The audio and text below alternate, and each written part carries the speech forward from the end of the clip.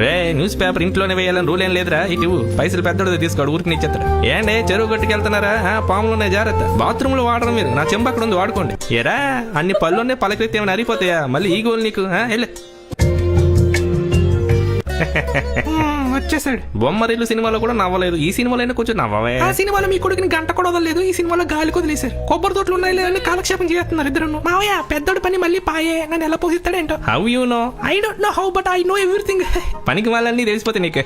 ఏ అలా మైసూరు పాకలా మొహం పెట్టకుండా ముచ్చటగా 3 నెలలు కూడా పని చేయకుండా వచ్చేలారా.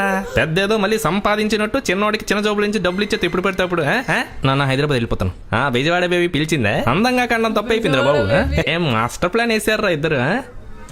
ఏ పని పడ్డా చేయక్కలేదు, ఇంకా ఆస్తి అంతా దొబ్బవచ్చు. సీతను చేసుకున్నందుకు సీత ఆస్తి అంతా ఇడికి, బొంగ ముద్దాన్ని చేసినందుకు దాని పేరు మీద ఉన్నదంతా ఇడికి. మన ప్లాన్ తెలియక ఏదో మనం మంచోళ్ళు అనుకుని పక్కన చదువు అలా చూస్తున్నాడు చూడు మీ మావయ్య జడ్డోళ్ళకి.